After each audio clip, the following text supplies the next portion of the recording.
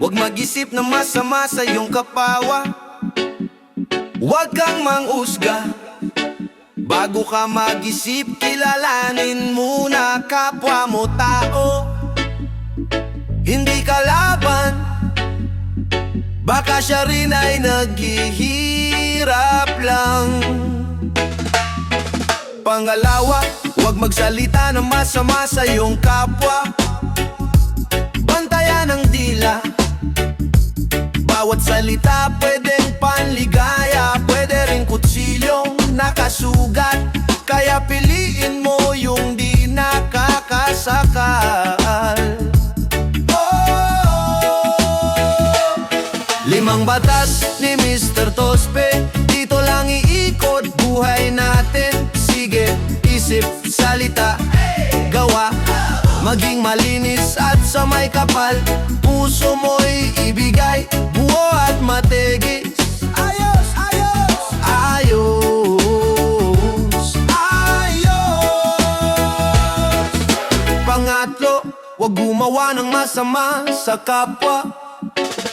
Huwag kang mangapi. Gawa mong mali, babalik sa'yo rin.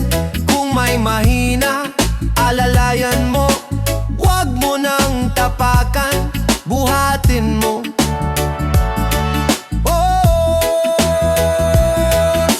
Pangapat, huwag lumabag sa batas, sumunod sa batas. Hindi porke kaya dapat ginagawa. Kahit walang bantay, kahit walang pulis, karangalan mo ang tunay na panlisik. Panglima, huwag kalimutan mahalin ang may kapal, yung nagbigay ng hininga at daan. Sa bawat gising, pasalamat. Sa bawat hakbang, siya ang sandigan. Limang batas ni Mr. Tospe, dito lang iikot buhay natin. Sige, isip, salita, gawa. Maging malinis at sa may kapal. Puso mo'y ibigay, buo at matedis. Ayos!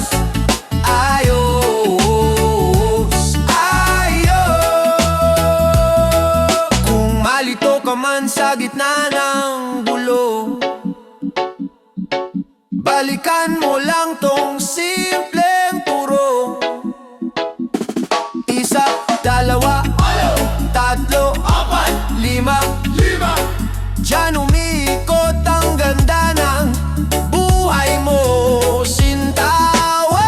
Limang batas ni Mr. Tospe, dito lang iikot buhay natin. Sige, isip, salita, gawa. Maging malinis at sa may kapal. Limang batas ni Mr. Tospe, limang hakbang paakyat sa mabuti. Isip, isip, salita, gawa. Puso malinis at sa may kapal. Buong bukang magbabalik. Ayos!